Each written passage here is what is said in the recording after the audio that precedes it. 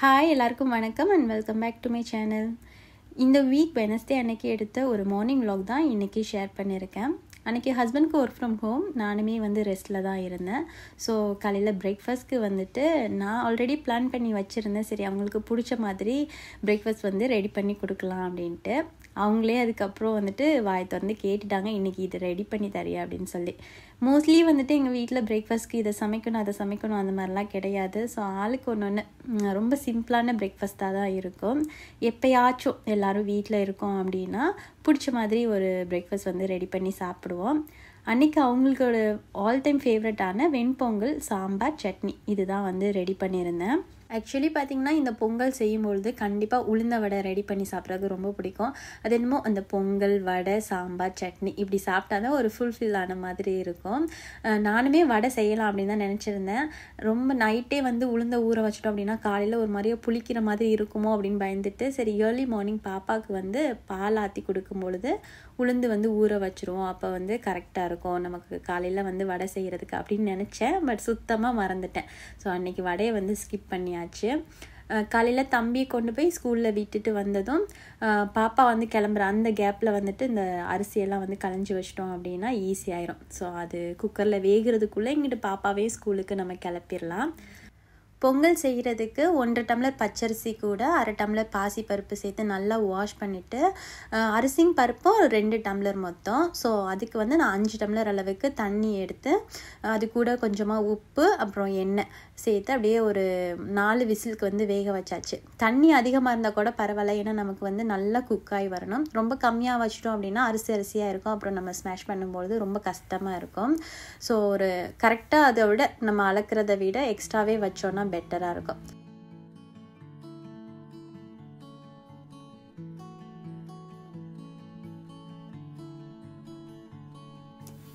இந்த வெண்பொங்கலுக்கு பாசிப்பருப்பு கூட வெறும் கத்திரிக்காய் மட்டும் போட்டு சாம்பார் செய்வேன். அப்படி இல்லாட்டி பாசிப்பருப்பு கூட உருளைக்கிழங்கு, முருங்கைக்காய் இது மட்டும் போட்டு சாம்பார் செய்வேன். அதுவும் எப்படி பார்த்தீங்கன்னா, எப்போ வெண்பொங்கல் செஞ்சாலும் சரி மார்னிங் கொஞ்சம் ரஷ் ஆயிருமா. ஸோ பொங்கல்னு வச்சுட்டு சாம்பாரையும் குக்கரில் வச்சு வேக வச்சுட்டு இருக்கணும். ஸோ அதுக்காக என்ன பண்ணுவேன்னா, முதல் நாள் நைட்டே அந்த சாம்பாருக்காக பருப்பெல்லாம் வேக வச்சு ஃப்ரிட்ஜில் வச்சுருவேன். ஸோ மார்னிங் எனக்கு அந்த வேலை கொஞ்சம் ஈஸியாக இருக்கணும் அப்படிங்கிறதுக்கு. ஸோ அன்றைக்குமே முதல் நாள் பாசிப்பருப்பு கூட தக்காளி, வெங்காயம், பூண்டு, பச்சை மிளகா, அப்புறம் முருங்கைக்காய் இல்லை, ஸோ உருளைக்கிழங்கு மட்டும் போட்டு நல்லா பருப்பை நல்லா வேக வச்சு அதை ஸ்மாஷ் பண்ணி வச்சுட்டேன். ஸோ மார்னிங் அந்த பருப்பு கூட சுடுதண்ணி எல்லாம் ஊற்றி சாம்பார் தூள் அப்புறம் உப்பு எல்லாமே போட்டு நல்லா கொதி வந்ததுக்கப்புறமா தாளிப்பு ரெடி பண்ணி சூப்பராக ஈஸியாக சாம்பார் ரெடி பண்ணியாச்சு. ஸோ இந்த மாதிரி எனக்கு செய்யும்போது அந்த மார்னிங் கொஞ்சம் வேலை ஈஸியாக இருக்கிற மாதிரி இருக்கும். அதனால எப்பொழுதுமே இதே நான் ஃபாலோ பண்ணுறது. இது யார் யார் வீட்டிலலாம் நடந்திருக்குன்னு தெரியலை. ஸோ எனக்கு எப்போதுமே பார்த்திங்கன்னா, என்னைக்காச்சும் வேலையெல்லாம் ரொம்ப ஃபாஸ்ட்டாக முடிச்சிடணும் அப்படின்னு சொல்லி கடகடன்னு சமைச்சிட்டு இருப்போம். அன்றைக்கி தான் நம்ம பசங்க நம்மளை தேடி வந்துகிட்டே இருப்பாங்க, கூப்பிட்டுட்டே இருப்பாங்க. அன்றைக்குமே பாப்பா என்னன்னு தெரில கூப்பிட்டுட்டே கிச்சனுக்குள்ளே வந்துட்டு இருந்தாங்க. அன்றைக்கி அவங்கள ஸ்கூலுக்கும் கிளப்பி விடணும். அத்தை எப்பொழுதுமே பாப்பாவை கிளப்பி கொண்டு போய் ஸ்கூலில் விடுவாங்க. அன்றைக்கினா அம்மா அம்மானு பின்னாடியே வந்துட்டு இருந்தாங்க. ஸோ கொஞ்சம் நேரம் ஸ்டாப் பண்ணி வச்சுட்டு எல்லார்ட்டையும் அவங்கள போய் செட்டில் பண்ணிட்டோம் அப்படின்னா நமக்கு அப்புறம் ஈஸியாக இருக்கும்னு சொல்லி இடையில ஒரு கேப் எடுத்து அவங்களே கிளப்பி விட்டாச்சு. வீட்டிலேருந்து ஒரு 8:45 கிளம்புனா தான் 9 o'clock போலாம் ஸ்கூலில் இருக்க முடியும். ஸோ பாப்பா கிளம்புனதும் அதுக்கப்புறம் பொங்கலுக்கு தேவையானதெல்லாம் கட் பண்ணி வச்சுட்டேன். சாம்பாரோட ரெசிபி எங்கள் அம்மா ஸ்டைலு. ஸோ எங்கள் அம்மா இந்த மாதிரி தான் வைப்பாங்க. சில பேர் தாளிக்கும் பொழுது கொஞ்சமாக ஆனியனும் சேர்ப்பாங்க. அந்த சின்ன வெங்காயம்லாம் போட்டு தாளித்தோம் அப்படின்னாலும் இன்னும் ஃப்ளேவராக இருக்கும். நான் இந்த இட்லி சாம்பார், பொங்கலுக்கு வைக்கிற சாம்பாருக்கு அந்த மாதிரி ஆனியன் போட்டு தாளிக்க மாட்டேன். ரைஸ் கூட சாப்பிட்றதுக்கு இந்த துவரம் பருப்பு அப்புறம் காய்கறிலாம் போட்டு செய்வோம் இல்லையா சாம்பார், அதுக்கு ஆனியன் போட்டு தாளித்து அந்த மாதிரி ரெடி பண்ணுவேன்.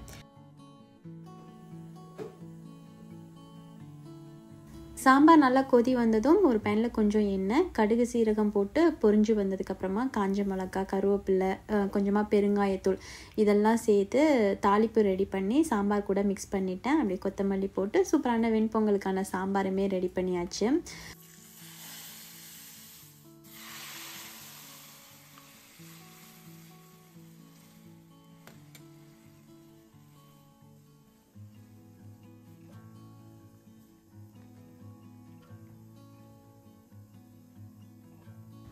பொங்கலுக்கு வந்துட்டு குக்கர் 5 விசில் வந்தது, அடுப்பை ஆஃப் பண்ணியாச்சு.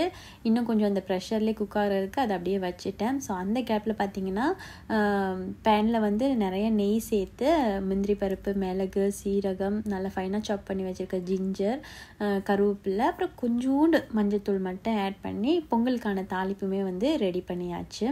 முந்திரி பருப்பும் மிளகு வந்து நிறைய சேர்க்கணும். அதே மாதிரி இஞ்சியுமே வந்து சேர்க்குறது அந்த சாப்பிடும்போது ஃப்ளேவர் வந்து சூப்பராக இருக்கும்.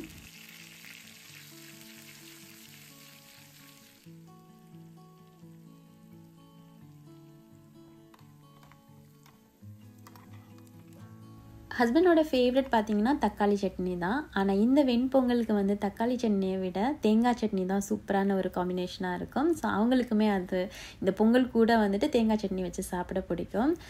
கொஞ்சம் தேங்காய் கூட இஞ்சி, ஒரு பல் பூண்டு, 2 பச்சை மிளகா, கொஞ்சமாக வந்து பொட்டுக்கடலை, ஸோ இதை மட்டும் சேர்த்து நல்லா வந்துட்டு அதை நைஸாக அரைச்சாச்சு. ஸோ ரொம்ப தண்ணி இல்லாமல் கொஞ்சம் வந்து கெட்டியாக தான் வந்து ரெடி பண்ணியிருந்தேன். பொங்கலுக்கும் சாம்பாருக்கும் தாளிப்பு ரெடி பண்ணி மிக்ஸ் பண்ணுறோம் அப்படின்னு சொல்லிட்டு அன்றைக்கி வந்து நான் தேங்காய் சட்னி வந்து தாளிக்கலை. ஸோ அப்படியே வச்சு இந்த தேங்காய் சட்னியெல்லாம் வச்சுட்டு எனக்கு சாப்பிடும்பொழுது தான் அதில் ஒரு மிஸ்டேக் கண்டுபிடிச்சேன். என்ன அப்படிங்கிறத வீடியோட கடைசியில் வந்துட்டு நான் சொல்லுறேன். குக்கர் ப்ரெஷர் போனதும் அந்த சூட்டோடே வந்து சாதத்தை நல்லா ஸ்மாஷ் பண்ணோம் அப்படின்னா ஈஸியாக இருக்கும். ஃபஸ்ட்டு தண்ணி இல்லாமல் அந்த ட்ரையாக இருக்கும் இல்லையா, அப்போவே ஒரு கரண்டி வச்சு நல்லா நம்ம வந்து மசித்தோம் அப்படின்னா கொஞ்சம் சீக்கிரமே வந்துட்டு அது போரிஷ் மாதிரி ஆகும். தண்ணி ஃபஸ்ட்டு ஆட் பண்ணிட்டோம் அப்படின்னா கொஞ்சம் அரிசியாக இருக்கிற மாதிரி இருக்கும். ஸோ நான் வந்து ஃபஸ்ட்டு நல்லா கரண்டி வச்சு நல்லா மிக்ஸ் பண்ணி அதை போரிஷ் மாதிரி ஆக்கிட்டு அதுக்கப்புறம் வந்து பொங்கலுக்கு தேவையான அளவுக்கு தண்ணி ஊற்றினேன். ஸோ கொஞ்சம் நல்லாவே சுடுதண்ணி ஆட் பண்ணி மிக்ஸ் பண்ணிவிட்டு ஆல்ரெடி நம்ம தாளித்து வச்சுருக்கோம் இல்லையா பொங்கலுக்காக, ஸோ அதையுமே ஆட் பண்ணி அப்புறம் இன்னும் கொஞ்சம் நெய் வந்து சேர்த்து நல்லா மிக்ஸ் பண்ணி விட்டுட்டேன்.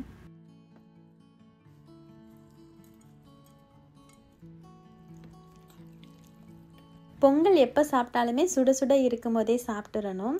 ஸோ அதே மாதிரி பொங்கல் வந்து வச்சுட்டு அது மேலே சாம்பார் ஊற்றி பக்கமாக வந்துட்டு தேங்காய் சட்னி வச்சு எல்லாத்தையும் மிக்ஸ் பண்ணி சாப்பிட்றதுக்கு ரொம்ப சூப்பராக இருக்கும். எங்களுக்கு அந்த மாதிரி சாப்பிட்றது தான் பிடிக்கும். பட் அன்னைக்கு வந்துட்டு சரி வீடியோலாம் எடுக்கிறோம், ப்ரெசன்டேஷன் கொஞ்சம் அழகாக இருக்கணும், அப்புறம் தம்ப்நெயிலில் வைக்கிறதுக்கு ஃபோட்டோ வேறு இருக்கணும் அப்படின்னு சொல்லிட்டு ஒரு பவுலில் சாம்பார் சட்னிலாம் வச்சு ஹஸ்பண்டுக்கு பிரேக்ஃபாஸ்ட் கொடுத்துட்டேன். ஹஸ்பண்ட் பொங்கல் சாப்பிட்டுட்டு எப்போதும் போல் சொல்லவே தேவையில்லை, ரொம்ப சூப்பராக இருக்குது அப்படின்னு சொன்னாங்க. அப்பாடா நல்லா வந்திருக்கு போல் அப்படின்னு சொல்லிட்டு நானுமே பிளேட்டில் பொங்கல் போட்டு மேலே சாம்பார்லாம் ஊற்றி வந்து ஒரு வாய் வந்து சாப்பிட்றேன். அப்போ தான் தெரியுது தேங்காய் சட்னியில் சுத்தமாக உப்பே போடலை. ஸோ அவங்களுக்கு நான் சொன்னதுக்கப்புறம் தான் தெரியுது, ஏன்னா அவங்க எல்லாத்தையும் மிக்ஸ் பண்ணி சாப்பிட்டதுனால அவங்களுக்கு தெரியல. ஸோ அதுக்கப்புறம் வந்து உப்பெல்லாம் போட்டுட்டு உப்பே போடலையா அப்படின்னு சொல்லி அப்புறம் அவங்களுக்கு கொஞ்சம் தேங்காய் சட்னியெல்லாம் ஊற்றி சாப்பிட சொல்லிவிட்டு அப்புறம் நாங்களுமே வந்து சூப்பராக பிரேக்ஃபாஸ்ட் வந்து சாப்பிட்டு இருந்தோம். அவ்வளோதான், இதோட வீடியோ முடியுது. ஸோ வீடியோ பிடிச்சிருந்துச்சுன்னா லைக் பண்ணி கமெண்ட் பண்ணிடுங்க. நம்மளோட சேனலை புதுசாக பார்க்குறீங்க அப்படின்னா சப்ஸ்கிரைப் பண்ணி வச்சுக்கோங்க. நெக்ஸ்ட்டு vlogல பார்க்கலாம். அது வரைக்கும் பாய் அண்ட் தேங்க்ஸ் ஃபார் வாட்சிங்.